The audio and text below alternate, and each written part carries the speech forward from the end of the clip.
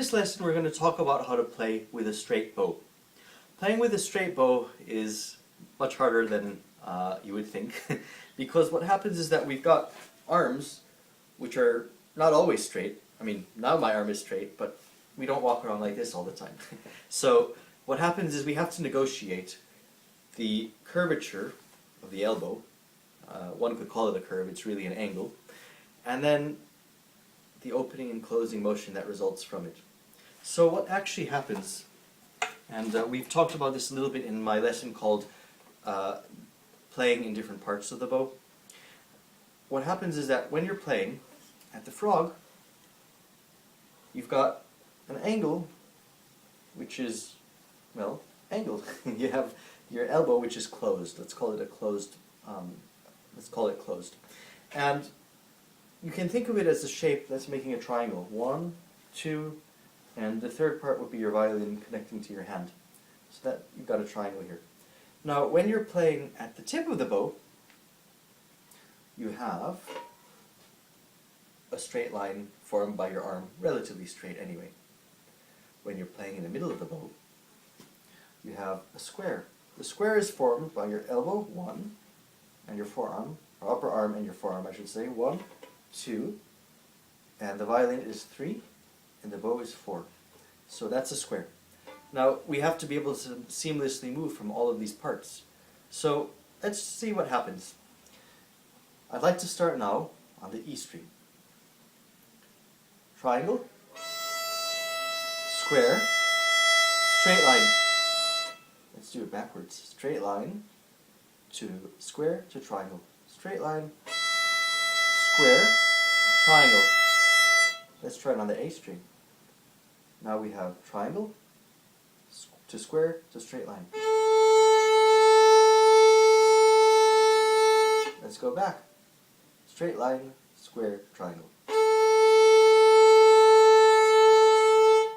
Now let's try it on the D string.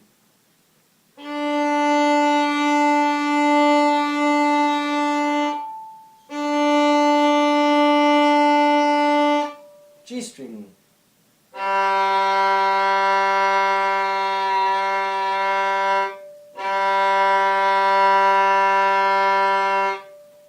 Now if you're having some problems, bear with me. There's a little bit more to this than meets the eye.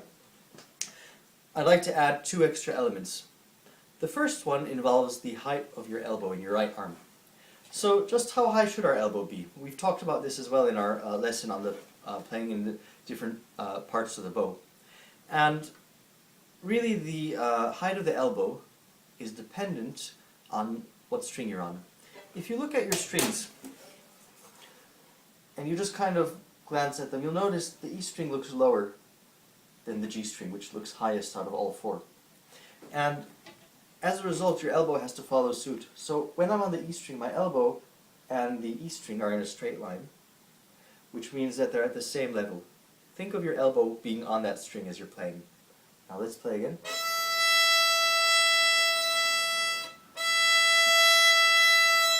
Now as I go to the A string, my elbow is going to be higher.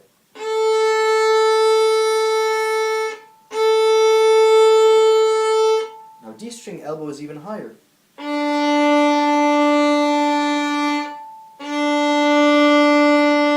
G string elbow is highest.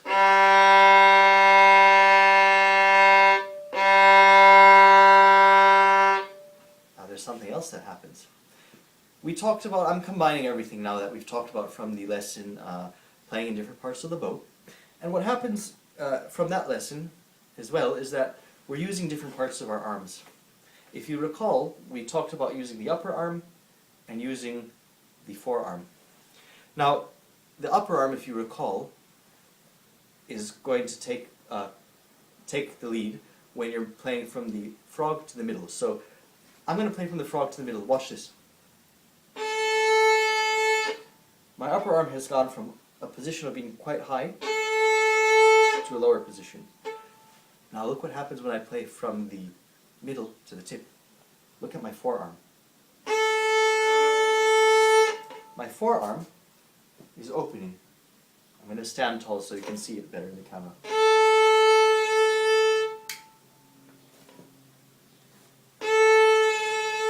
So it's this opening motion, like that, that takes charge from the middle to the tip. Now, when we play full bows, we're doing both motions in a row. So first we have the upper arm starting up, moving down, then the forearm opening. Let's do it.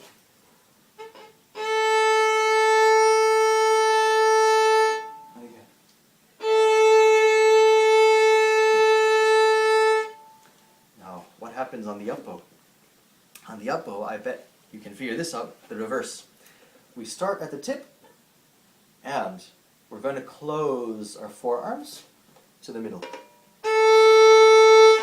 And then from the middle to the frog, we're going to raise our upper arm. So let's do the whole thing in one bow. Now the most common mistake that I see is this. And people get uncomfortable with the frog because they never raised their upper arms. You have to raise that upper arm so much higher than you'd think. Just like that. So a good exercise for doing these long bows is doing them on every string. Let's start with the down bows, and then we'll do the up bows. Here's the down bows, and then I'd like you to make a circle, a counterclockwise circle once you're at the tip. And we circle and come back to the frog. Circle and come back to the frog. A string now.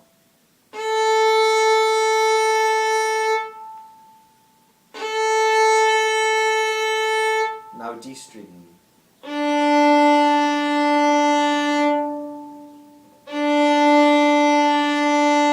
Now G string. Very high elbow. Very high elbow. Let's do the reverse. We're going to start at the tip and go to the frog, starting on the G string with a very, very, very high elbow. And when we get to the frog, we're going to do a clockwise circle. So close that arm, and then let that upper arm go high. Clockwise circle. To the D string. To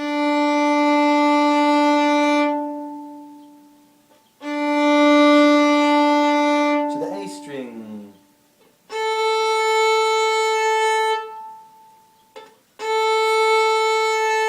To the E string. Oops. And again. So that's the way to play from the tip to the frog. So it's very important to keep all of these factors in mind, and don't be discouraged if it takes you too long, or you feel it's taking you too long to get all of this, by the end of the lesson, because these are the kind of skills and techniques that really do take, years to develop so that you're completely confident. But that being said, you'll be surprised and amazed how much you can do with just 10 minutes of practicing every day, or at least 5 or 6 days a week. Enjoy and have fun.